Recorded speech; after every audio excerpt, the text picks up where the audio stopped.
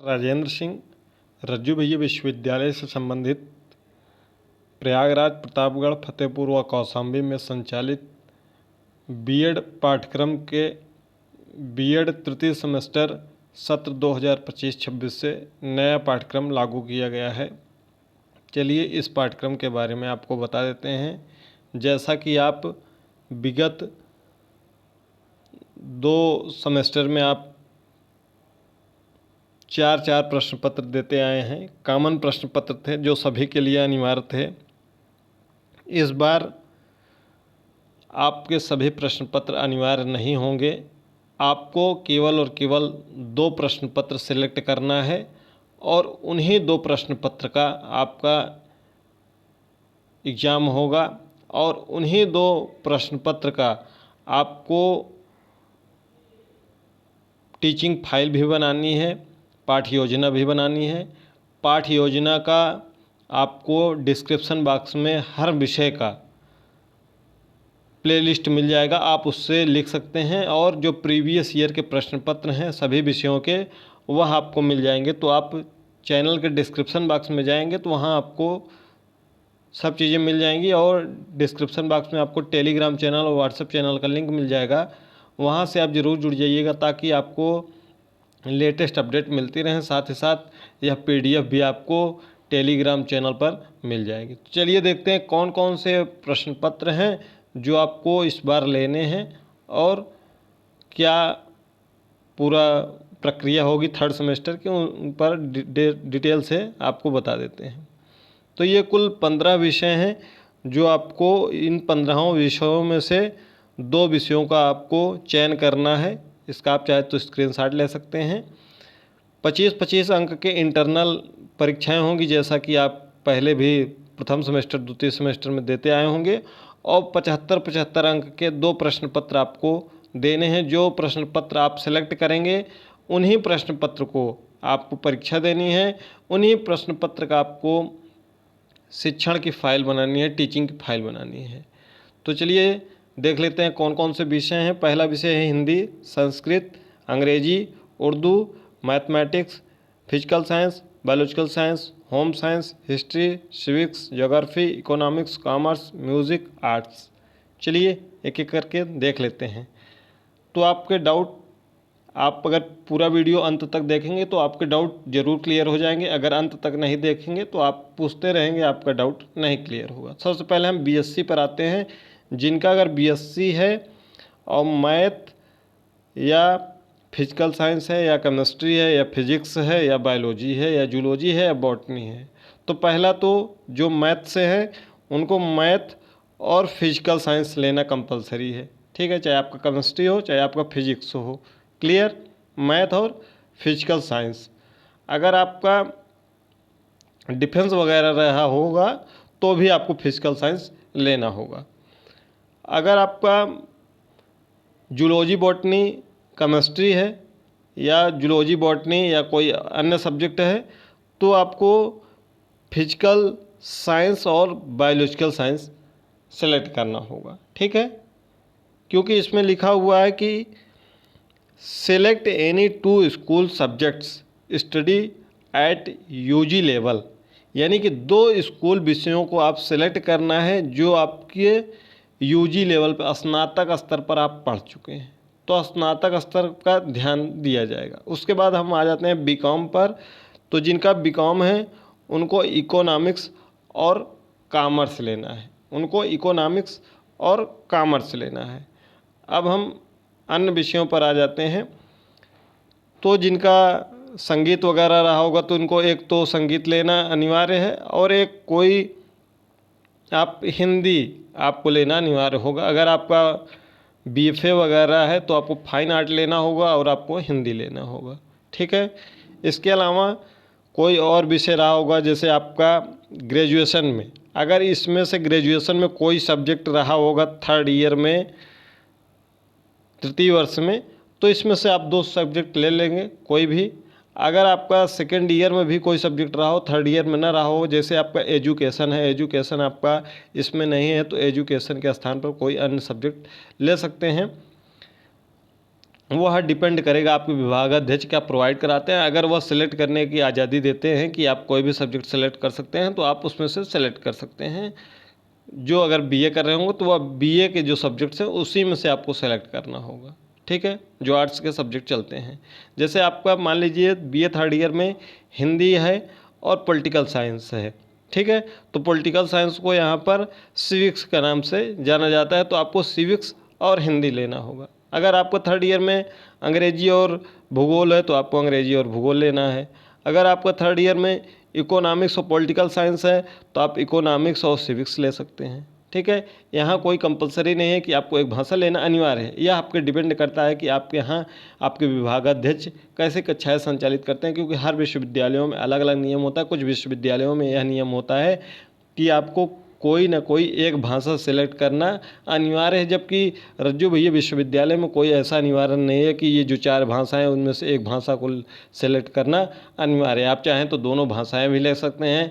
आप चाहें तो अगर थर्ड ईयर में अगर दोनों भाषाएं हैं तो थर्ड ईयर में यहाँ बीए थर्ड ईयर में या, ठीक है, तो आप यहाँ पर भी सेलेक्ट कर सकते हैं। तो उम्मीद है आप समझ गए होंगे कि आपको सेलेक्ट क्या करना है। पहले तो आप अपने विभागाध्यक्ष से पता करेंगे कि क्या सेलेक्ट करना है। पहले तो पहली कंडीशन है कि आपका ग्रेजुएशन में अगर थर्ड ईयर में जो विषय है अगर इसमें से है तो उसको आपको ले लेना है। अगर आपका द्वितीय वर्ष तक उनमें से 3 विषयों में से कोई भी 2 विषय द्वितीय वर्ष तक है तो उसमें से सेलेक्ट कर लेना है।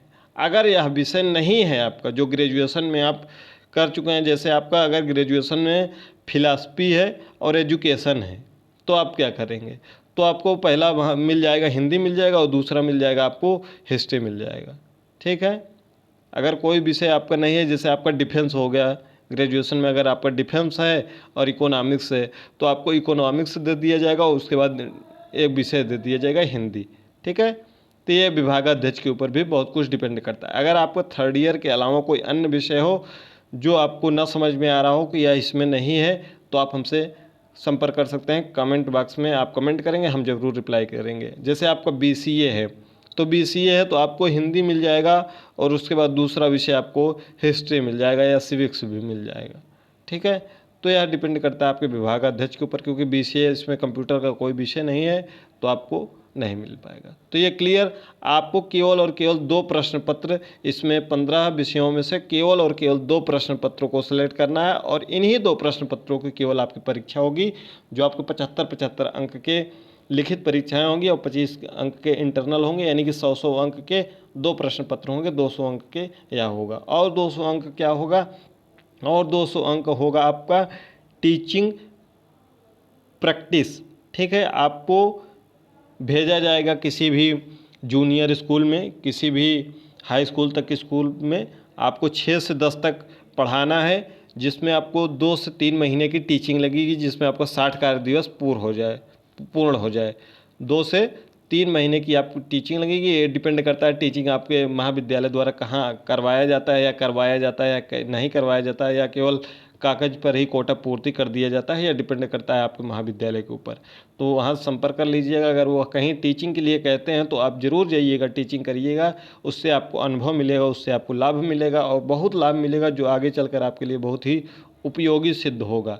तो टीचिंग अगर कराएंगे महाविद्यालय तो आप ज़रूर उसमें पार्टिसिपेट करिएगा।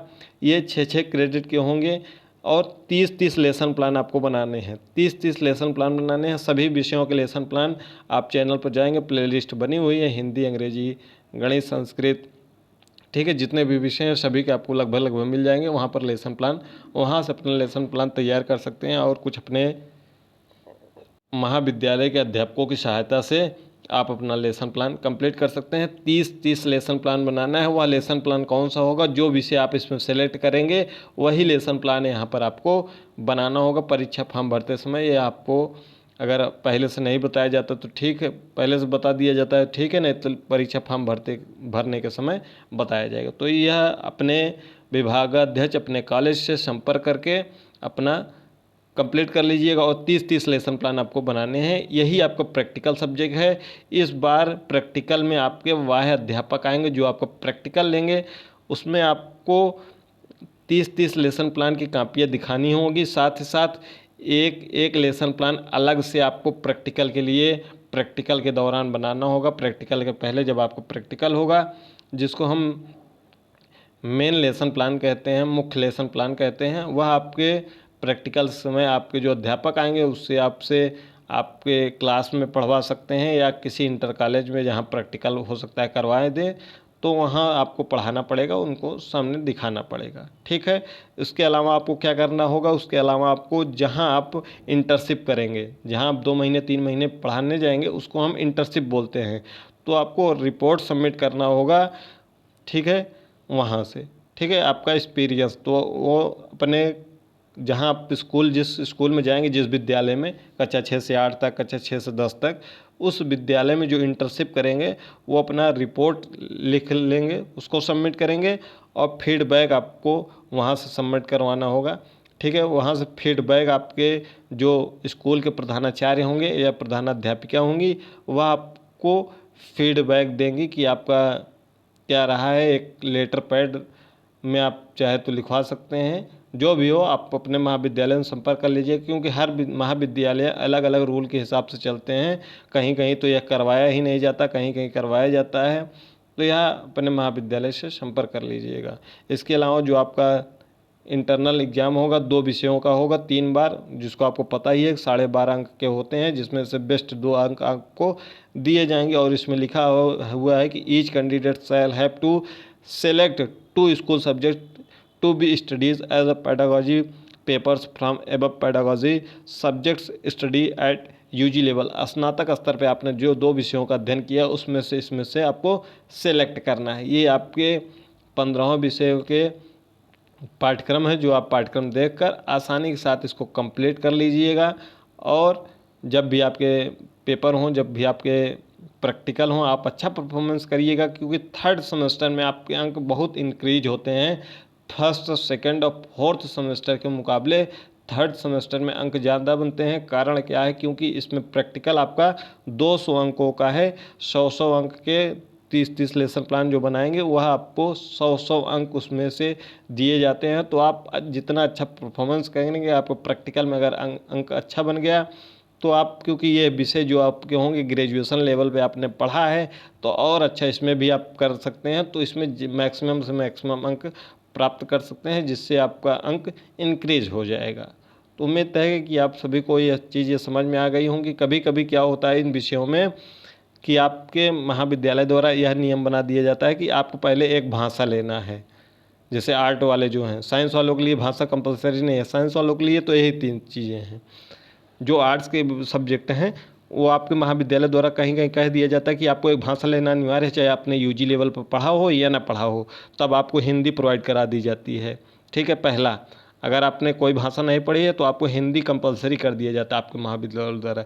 जबकि विश्वविद्यालय ने ऐसा कोई गाइडलाइन नहीं जारी किया है कि जिसमें भाषा कंपलसरी हो। अन्य विश्वविद्यालयों में यह नियम है कि आपका एक भाषा होना अनिवार्य है, लेकिन प्रोफेसर राजेंद्र सिंह रज्जू भैया में ऐसा कोई नियम नहीं है। तो यह कभी कभी महाविद्यालय कर देते हैं और दूसरा विषय कह देते हैं कि आप जो भी आपके सब्जेक्ट हैं ग्रेजुएशन में, उनमें से कोई भी सब्जेक्ट ले लीजिए।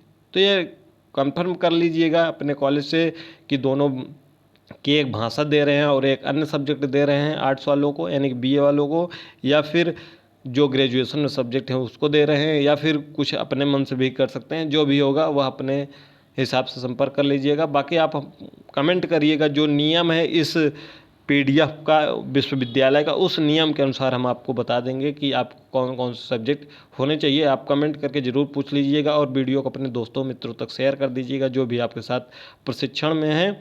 साथ ही साथ टेलीग्राम चैनल जिसका लिंक डिस्क्रिप्शन बॉक्स में है उससे जुड़ना मत भूलिएगा। अगर टेलीग्राम नहीं चलाते हैं तो व्हाट्सएप चैनल से जुड़ जाइएगा। साथ ही साथ अगर आप जो भी लेसन प्लान चाहते हैं तो पूरे लेसन प्लान की आपको डिस्क्रिप्शन बॉक्स में लिंक मिल जाएगी, हर विषय की अलग अलग। और साथ ही साथ आपको प्लेलिस्ट अगर चाहें तो आप प्लेलिस्ट जाकर देखेंगे तो चैनल पर प्लेलिस्ट मिल जाएगी। मिलते हैं अगली वीडियो में।